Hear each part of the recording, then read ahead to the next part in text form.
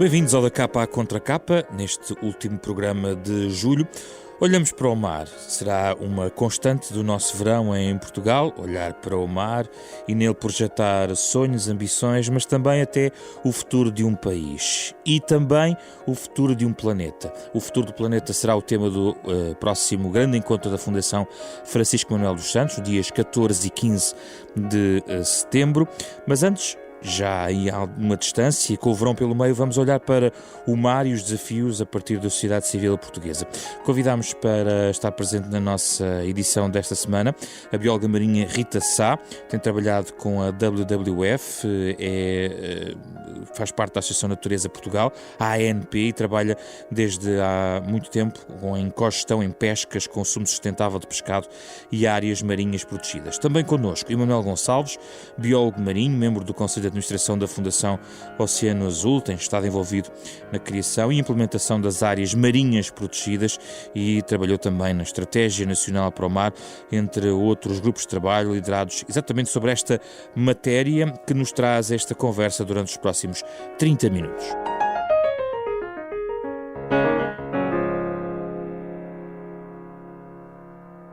Bem-vindos, obrigado pela vossa presença, é um gosto recebê-los aqui antes de agosto, nos trazer o mar, se calhar de férias.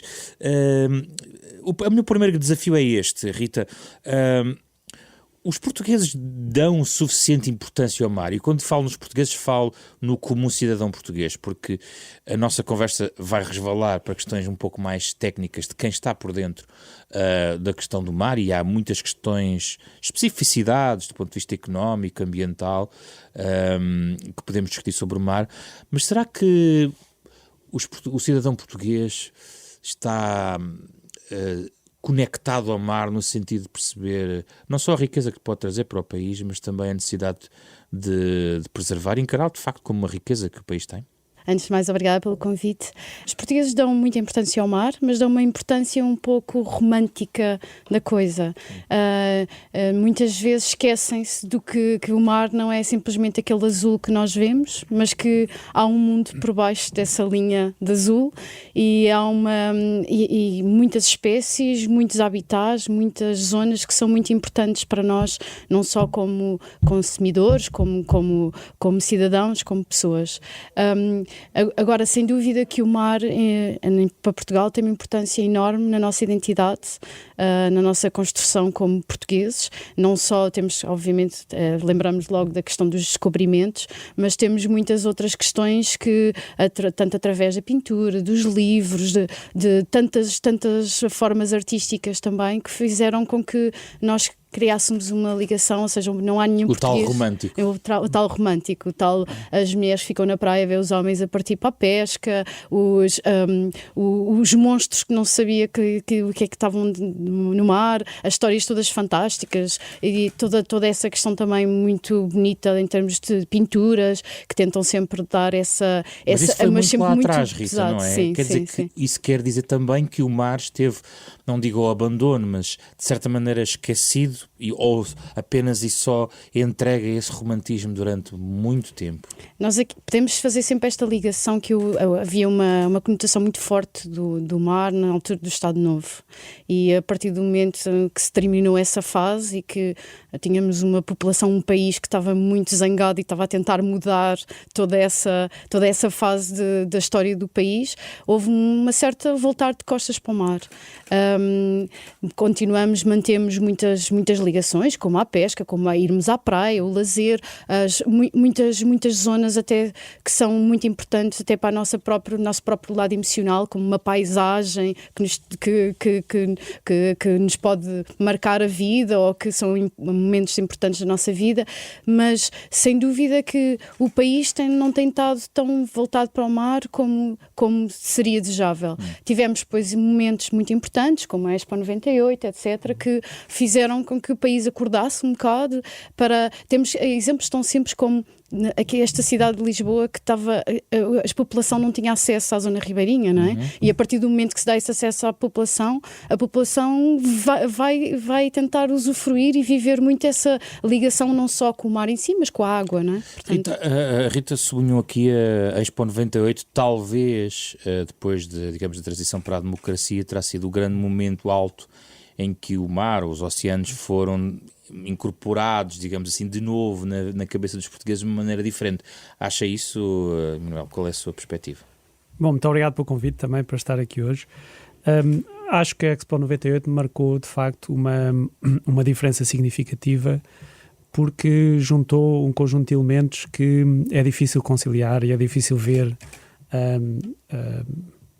aparecerem no tempo, tal como aconteceu nessa altura. Por um lado, o elemento da liderança governativa e política. Portanto, houve uma clara vontade de trazer para Portugal o Ano Internacional dos Oceanos. Houve um trabalho diplomático muito significativo feito nessa altura junto das Nações Unidas, que fez com que esse ano fosse uma realidade. Houve os investimentos públicos necessários para transformar essa realidade em algo concreto e, obviamente, aí a sociedade responde. E esta eu acho que é a grande diferença relativamente aos altos e baixos que esta área do mar tem, é que a seguir à Expo 98 nós já não vimos o mesmo tipo de consistência, de interesse e até de reflexo naquilo que deveria ser um país que se diz marítimo. Ou seja, perdeu-se o balanço da Expo 98? Isto estamos a falar, foi há mais de 20 anos. Foi há 20 anos. Houve coisas que ficaram, inevitavelmente. O Oceanário de Lisboa é um excelente exemplo disso. É um produto da Expo 98 que não só não perdeu a atualidade, como ganhou grande relevância e continua a ganhar relevância agora também com a Fundação Oceano Azul. Também ficaram alguns dos investimentos feitos em ciência que trouxeram capacidade na área do mar, que diferenciaram no fundo esta área do ponto de vista da importância relativa nas ciências e que trouxe uma enorme capacidade nessa altura. E educação ambiental, se foi há 20 anos, um estudante universitário hoje pode ter nascido em 1998. Sem dúvida, sem dúvida. Agora, o problema é que um país marítimo não pode ser feito com investimentos, digamos assim, avulsos, sem uma estratégia continuada e de longo prazo. E quando nós olhamos para os indicadores daquilo que é o mar para Portugal, temos de facto essa parte toda do passado, que é muito importante, a história, a cultura, o tal romantismo até, mas olhamos para os indicadores económicos e não vemos um país marítimo. E isso é que marca a diferença. Dê-me lá um exemplo ou dois para nós entendermos. Nós, para vermos um país virado para o mar, temos que ter a população, se quiser, de forma correspondente, a fazer coisas no mar. Nós olhamos para os indicadores, por exemplo, de utilização de embarcações de recreio. É um indicador como muitos outros. Ora, nós perdemos claramente para o norte da Europa, onde o clima é muito pior, porque, lá está, falta o acesso, falta a cultura, falta a capacidade de trazer as pessoas para o mar. Quando olhamos para os indicadores daquilo que são as novas vertentes da economia, nomeadamente a chamada bioeconomia ou economia dos recursos marítimos, também não vemos o desenvolvimento necessário em ciência, investimento, tecnologia, que depois se transforma em empresas essas que se tornem produtivas para o setor público e para a sociedade como um todo. E, portanto, há um caminho que é claro qual é, em termos daquilo que precisamos de fazer, mas eu diria que é preciso que essas peças que se juntaram todas na altura da Expo 98 alinhassem novamente, quer do ponto de vista da governação, quer do ponto de vista económico, quer do ponto de vista da sociedade. Eu acho que há mais consciência hoje e há um fator muito positivo, que é o facto do mar ser, digamos assim, ser um tema que não está politizado. É um tema que é praticamente consensual dentro dos diferentes áreas do espectro político. Mas, no entanto, para que de facto ele se transforme, ou seja, correspondente à importância que ele tem para Portugal, não é? Enfim, 97% do nosso território é oceano, a proporção que o mar representa no PIB português não pode ser a que tem atualmente. E esta é que é a grande diferença que existe entre as vontades expressas e depois as vontades concretizadas em projetos e em soluções. até porque nós vivemos uma altura onde o próprio oceano está com muitos problemas a nível da capacidade de responder, precisamente a ser produtivo e a ser possível nós explorarmos da melhor forma os recursos que existem. Como é que vê a situação agora, Rita? Vê uma mudança no sentido positivo? Vê estes sinais? É o princípio do caminho? Para si o caminho não é ainda claro? Há falhas e lacunas no caminho que é preciso percorrer do ponto de vista da forma como Portugal deve olhar para o mar de novo? Eu concordo com o que o Emanuel disse e acho que, sem dúvida, aqui falta estratégia, falta visão, falta uma vontade de querer que o mar seja mesmo algo que faça parte da vida de toda a gente de uma forma, se calhar, mais profunda. Existem muitos papéis. Existe houve um livro branco do Governo sobre Política Marítima Portuária em 97, uma Estratégia Nacional para o Mar em 2006, vários relatórios sobre a economia azul. E não há estratégia? Muitas vezes as estratégias ficam no papel e não as vemos concretizadas. Então, mas os papéis são bons?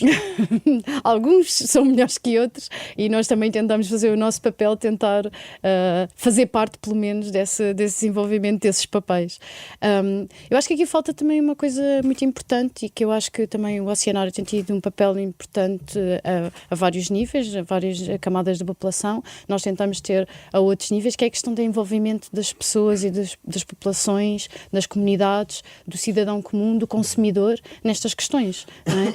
Nós, sem dúvida, somos uma sociedade de consumo, somos uma sociedade que muitas vezes não olha ao impacto que temos para termos bens, para termos um bem-estar, e o que nós pretendemos, pelo menos esta é muito a nossa visão no nosso trabalho, é tentar envolver o máximo as pessoas, os consumidores, os produtores, todas estas questões, para eles também serem corresponsáveis dos seus próprios impactos, nas suas próprias explorações, não é? Por isso, aqui são processos muito longos, normalmente, às vezes pode criar alguma frustração porque não se conseguem ver resultados muito imediatos, mas o que nós, por exemplo, um exemplo que nós temos estado a trabalhar e até em conjunto também com o Oceanário e com a Fundação Oceano Azul é a questão de trazer os pescadores, por exemplo, para a tomada de decisão na gestão de recursos da pesca. E isso é uma mudança de pensamento, bastante uma mudança de paradigma em termos de gestão, que tem muito a ver com esta questão do envolver as pessoas e fazê-las corresponsáveis das tomadas de decisão e não fazer são eles, são os papéis. Não, nós também fazemos parte realmente dessas decisões. Este é um ponto interessante porque não deixa de haver interesses que entram em conflito quando falamos do mar. Em ordenamento do território já encontramos isso ao nível da costa e ao nível da exploração de recursos, e um dos embates principais que vemos sempre, e hoje em dia vemos sobretudo mais mediatizado, é este entre conservação e a biodiversidade e a exploração, digamos, e vê-se isso no campo, sobretudo da pesca. É este o principal, neste momento, ponto de tensão, ou há outros que nós não estamos a ver, Emanuel? Sim. Bom, esse ponto de tensão só existe porque ainda não se conseguiu passar a mensagem, quer aos decisores, quer aos agentes económicos, que o peixe e os pescadores são duas faces da mesma moeda e não vivem um sem o outro. E, portanto, eu só consigo defender os pescadores se eu defender o peixe. Eu só consigo ter uma economia baseada nos biorrecursos saudável se eu proteger o capital natural, que são esses mesmos recursos que existem no oceano. E, portanto, eu tenho que ter uma estratégia de conservação moderna, atrativa, capaz de gerar esse capital, capaz de recuperar aquilo que nós perdemos, de recuperar os estoques, de recuperar os bens naturais que existem, para poder ter uma economia saudável. Mas tenho lido e ouvido muitas reservas, até próprios relatórios científicos, e inclusivamente, às vezes até batalhas de pareceres científicos para trás e para a frente. Eu não sei se as batalhas são de pareceres científicos, eu acho que as batalhas são mais entre os pareceres científicos e a nossa capacidade de admitir que esses pareceres científicos são para seguir. E essa é que é a grande dificuldade, é que de facto nós temos, e isso pode ser podemos dizer que é transversal, nós temos uma falta de desenvolvimento da incorporação da informação científica no tomada de decisão, com as consequências que isso tem, boas e más, no sentido de se assumirmos que de facto os pareceres científicos são para levar a sério, então depois as políticas têm que ser consequentes com esses pareceres. O que não podemos é fingir que não existem esses pareceres, ou fingir que as políticas contrariam os pareceres, porque as políticas são políticas, a ciência é ciência. E isto são duas, digamos, é uma questão cultural que está por ultrapassar. Nós vemos isso, por exemplo, na estrutura organizativa do Estado. Nós não vemos conselhos científicos nas principais estruturas de decisão do país, e isso é fundamental. É fundamental em qualquer país moderno. Esses conselhos científicos têm que ser totalmente independentes, têm que ser capazes de rever a matéria, têm que ser capazes de adaptar à realidade, e depois, obviamente, os políticos têm que saber tomar as decisões de acordo com aquilo que for o seu entendimento da política, mas não podem substituir-se aos próprios políticos aos próprios cientistas na aferição da informação. E é muito aí que eu acho que ainda há muito trabalho a fazer. Rita, como é que se vence esta barreira? Parece estar criada. Eu lembro que em matéria de pesca existe até uma plataforma de organizações não governamentais que toma posições, mas quase sempre há aqui sinais desta colisão. Quer até, não só com pescadores, mas também até com estratégias do ponto de vista político para o mar. Nós, a Associação Natureza Portugal, pertencemos à Pongo Pesca, que é uma plataforma de ONGs portuguesas pela pesca, e fazemos muito esse trabalho de acompanhar as decisões políticas, fazemos parte de várias comissões, etc. E sem dúvida que verificamos isso, ou seja, o que nós defendemos sempre é que sejam decisões que sejam baseadas em ciência, tentamos sempre perceber qual é que é a opinião dos cientistas, para percebermos e também nos posicionarmos de alguma forma e termos uma opinião sempre alinhada com a parte científica, obviamente. Conseguimos perceber que há decisões que são políticas e que têm de ter em conta não só dados científicos, mas também questões socioeconómicas, obviamente. Mas se nós queremos defender essas questões socioeconómicas, também temos que olhar para os recursos que irão alimentar essas atividades. Agora, o que nós sentimos muitas vezes é uma falta de coragem política para aceitar que muitas vezes as decisões que têm que ser tomadas podem não ser as decisões mais que irão ter mais que irão ser do agrado de todos, mas são decisões que são precaucionárias, são a pensar a longo prazo, são com uma estratégia por trás, não é? Portanto, o que nós achamos que perdemos aqui é quando tomamos decisões avulsas e decisões que são para resolver o problema agora. Mas a estratégia muitas vezes não é fácil, mais uma vez, conciliar alguns interesses. Por exemplo, para si, para vós, para a questão das ONGs, preocupadas, presumo, em relação sobretudo às questões de biodiversidade, não há linhas vermelhas na questão da exploração do mar? Quer dizer, quando a exploração do mar vai passar pela exploração de recursos no futuro na plataforma continental e, portanto, é um conjunto de atividades, se calhar economicamente relevantes e que passarão por uma exploração diferente daquela que nós conhecemos hoje em dia, mas estou a falar de outras questões, por exemplo, quando se coloca questões ao nível da movimentação da atividade portuária, sobre a questão das aquaculturas, quer dizer, não há linhas vermelhas também do vosso ponto de vista? Claro que há. E onde é que estão essas linhas? Dê-me 2 ou 3 exemplos de linhas vermelhas. Há atividades que nós consideramos que não são compatíveis com zonas em que se tenta valorizar a natureza. Por exemplo, áreas marinhas protegidas. Não fazer lá nada. Mas não é não fazer lá nada. Mas isso é um estatuto de conservação. Se essas zonas pretendem conservar valores naturais, há atividades que não são compatíveis com essa conservação e podem ser feitas noutros sítios. E há outras atividades que até são compatíveis, atividades económicas, até atividades que até podem ter, todas as atividades terão impacto, portanto terão algum impacto, pode ser mais controlado, pode ser mais monitorizado, pode ter o envolvimento das comunidades, obviamente, e portanto nós não somos contra atividades pode haver zonas dentro das áreas protegidas que podem não ter atividades, mas serão zonas confinadas e por alguma razão especial que será justificada pelas questões científicas, mas nós não somos contra atividades, somos contra determinadas atividades em determinadas zonas. Como, que vão ter impactos em determinado. Vamos dar alguns exemplos do que não se pode fazer fazer nas áreas marinhas protegidas? Ou por não exemplo, deveria fazer? atividades de pesca podem ter mais impacto porque, por exemplo, estamos a tentar proteger determinado ecossistema que está no fundo do oceano. Se nós vamos ter uma arte de pesca que vai criar conflito e vai ter impacto direto nesse habitat, obviamente que não é compatível, não é? Mas essa atividade pode ser feita noutros sítios e que não irá ter impacto naquele ecossistema. Portanto, é um exemplo. Chegamos aqui aos exemplos, às tais exemplos de conflitos, Emanuel, porque já esteve envolvido nos tais papéis, nas estratégias. Será possível conciliar estes interesses todos? Não lhe parece que há aqui também áreas onde haverá sempre inevitavelmente este tipo de choques? A política é a arte de fazer escolhas. E quando não faz escolhas, isso tem consequências. E, portanto, se nós queremos salvar o oceano, eu acho que é muito importante percebermos onde é que nós estamos. E nós estamos, hoje, a viver duas crises.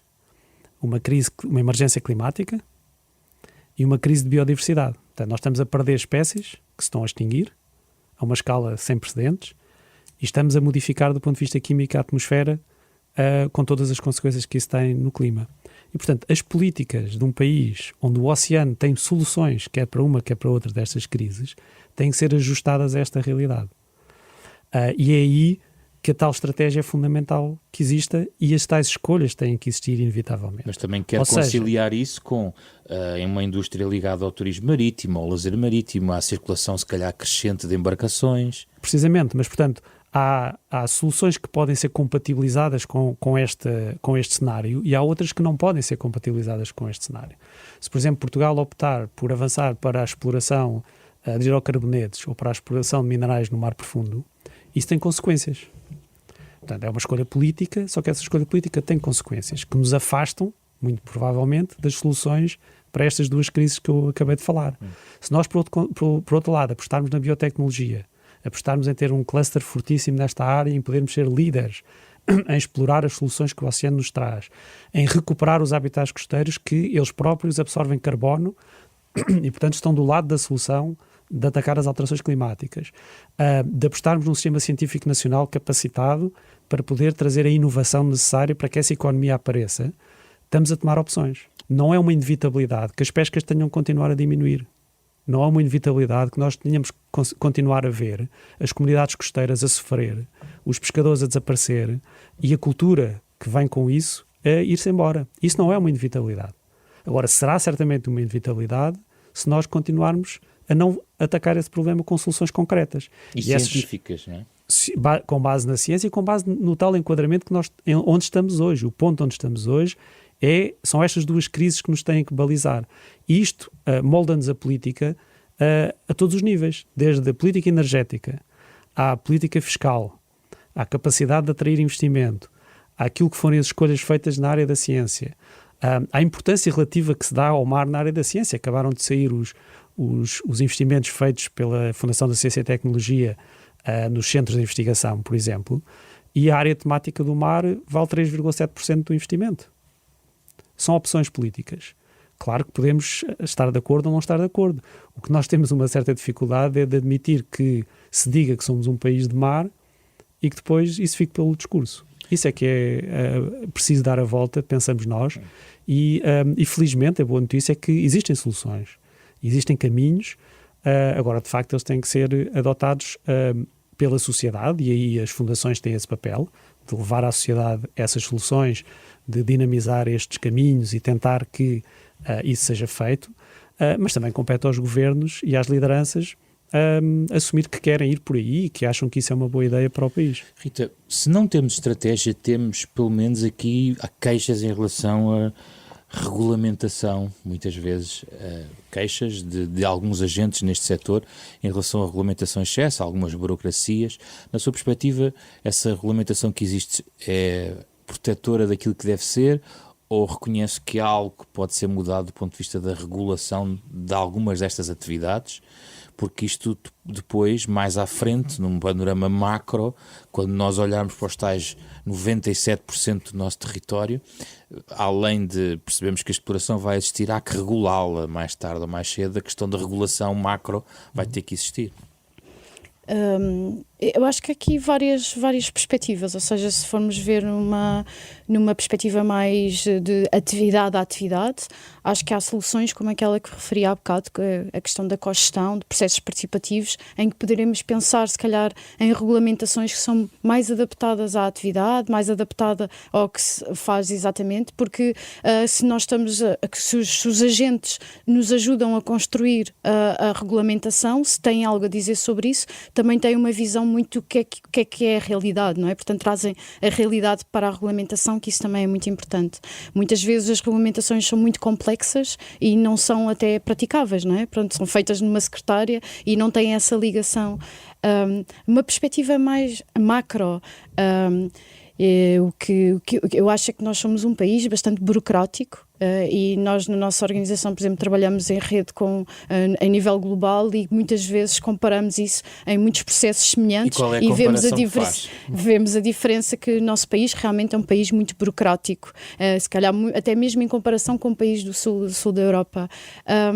Acho que isto é uma questão de cultural e se calhar estão cada vez a surgir mais soluções, até tecnológicas, etc., que nos podem se calhar ajudar a resolver essa questão, mas são processos que levam algum tempo e eu acho que nós queremos sempre ter uma sociedade mais moderna e mais atualizada e que consiga responder cada vez mais rapidamente às preocupações que os cidadãos têm, não é? Muitas vezes não conseguimos responder de uma forma tão imediata.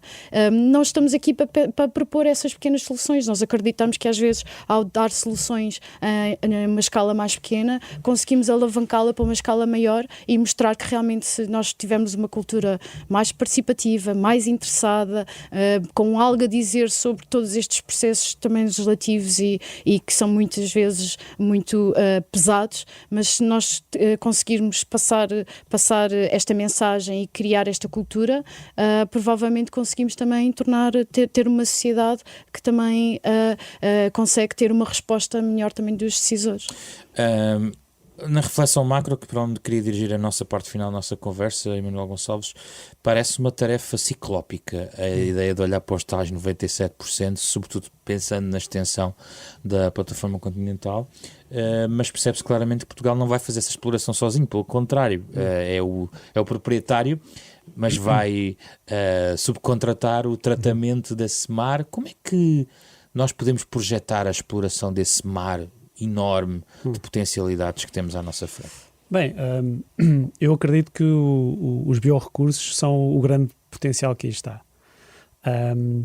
E é aí que já hoje se baseia uma importante parte da indústria nutracêutica, farmacêutica, indústria de materiais, que vai ser e vai continuar a ser muito importante na sociedade.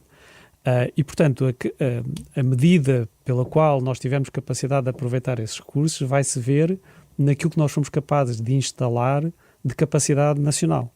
Ou seja, o mar é claramente uma área de fronteira, quer na ciência, quer no resto,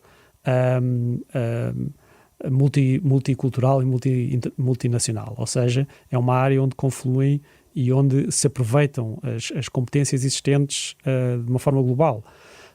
Agora, os países que para tirarem proveito desses seus recursos naturais têm que ter instaladas capacidades mínimas para as poder conhecer, para as poder explorar e para os poder, se quiser, colocar numa posição de vantagem perante os mas deixe-me colocar a questão assim de uma maneira mais simplista. Não é um mar demasiado grande para um país pequeno do ponto de vista da capacidade, da limitação que um país pequeno pode ter ao nível da estrutura capaz de explorar? Okay. De todo. Eu acho que aí obriga-me a ir ao passado, não é? Nós também fomos um país pequeno que nos lançámos num planeta global com enorme sucesso. E fizemos-lo porque adotámos uma estratégia para o fazer, continuar de uma forma continuada, que teve sucesso. Obviamente que isto não será possível de fazer sem essa estratégia. Não é a dimensão que nos tem que amedrontar. Aqui o que nos deve amedrontar é a capacidade, enquanto sociedade, de nos organizarmos e nos mobilizarmos para que o oceano esteja no centro das nossas atenções. E isso é que, quando nós virarmos de facto as costas ao mar, porque o fizemos, até pela nossa adesão à União Europeia e virámos muito para a Europa, abandonámos essa capacidade de nos reinventar, se quiser, naquilo que é o nosso enorme recurso natural que temos, que é o oceano. Mas não é inevitável que no século XXI essa exploração se faça em rede, respeitando no fundo este mundo global em que vivemos e também o mar na sua governança sendo cada vez mais interligado? Sem dúvida, mas vou dar um exemplo de como é que essa exploração em rede pode trazer o benefício. A investigação científica, como eu dizia há pouco, é uma atividade global, mas as patentes que se derivam da utilização dos recursos genéticos e outros marinhos têm um retorno para um determinado país, para uma determinada empresa, para um determinado laboratório científico. E, portanto, se nós tivermos estas políticas e esta capacidade de intervir, não é por nos juntarmos a outros para explorar, por exemplo, ou para conhecer melhor, que hoje já fazemos, hoje dependemos, até porque não temos muitas plataformas próprias para o fazer a nível de navios de investigação, não temos nenhum submersível de investigação, por exemplo, em Portugal, portanto temos que juntar-nos a outros para o fazer, mas depois falta-nos a capacidade de trazer isso então para o tecido económico e de fazer a transferência desse conhecimento para a sociedade e para as empresas. E isso nós podemos fazer. Exige políticas, exige vontade, exige uma estratégia, mas eu acredito que o futuro está aí. Estamos a voltar ao início da nossa conversa, se repararam, e pode parecer, Rita, uma ideia também romântica, mas para o futuro, no sentido de é tão grande e tão... É de facto projetar, como nos filmes de ficção científica, a capacidade de olharmos para este mar enorme e podermos explorá-lo. Mas o que o Manuel nos está a dizer é que nós podemos ter essa capacidade, que não é ficção, digamos, é científico, mas não é ficção, de explorarmos esse novo território. Qual é a sua perspectiva sobre este futuro? Acho que, sem querer ser muito romântica, acho que temos um mundo para explorar e temos, sem dúvida, que pode ser o futuro, acho que pode e deve ser o futuro do nosso país. Sem dúvida que devemos fazê-lo em parcerias, com bastantes diferentes tipos de atores, diferentes tipos de agentes, até agentes económicos, governos, autoridades, toda a sociedade em geral estar motivada para o fazer. Mas isso ainda não está, pois não, Rita? Acho que estamos cada vez mais, e não sei se o Manuel concorda comigo ou não, mas eu acho que cada vez mais começamos a ver movimentações na nossa sociedade de realmente temos um interesse comum, queremos que o oceano seja uma das prioridades do nosso país e cada vez mais começam pessoas com o mesmo sentido a juntarem-se, pessoas, organizações, entidades, a juntarem-se para procurar formas de lá chegar. Acho que estamos a construir caminho para o fazer.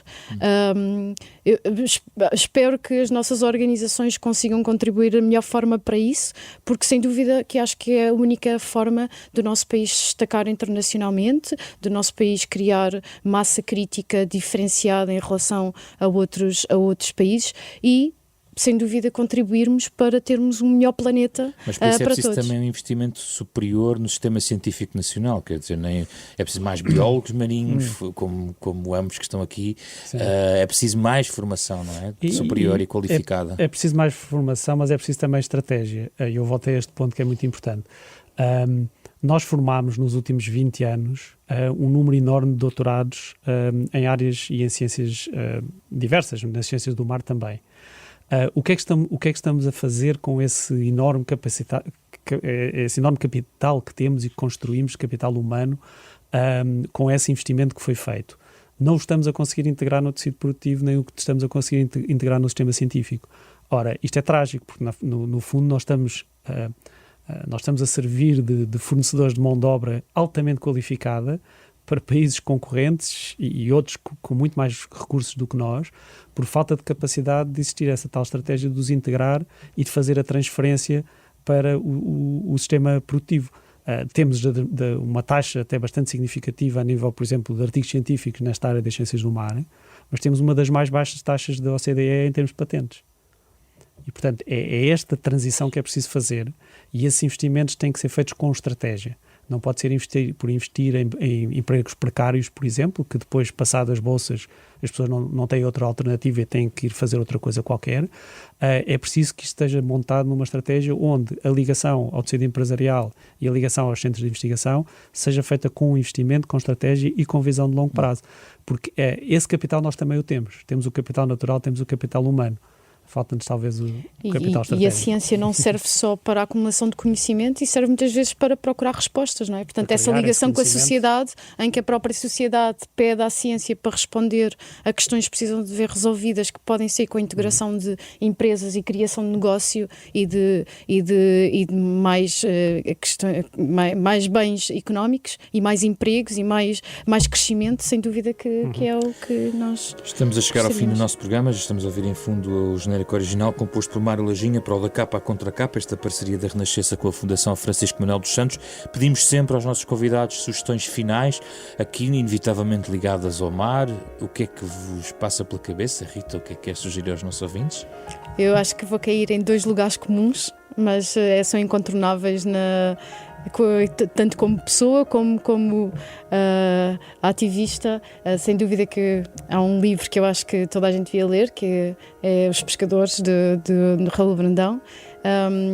Para mim foi muito importante para perceber muitas questões a nível da pesca e o que é que estava por trás da pesca, e também questionar e confrontar depois pescadores com quem trabalhei.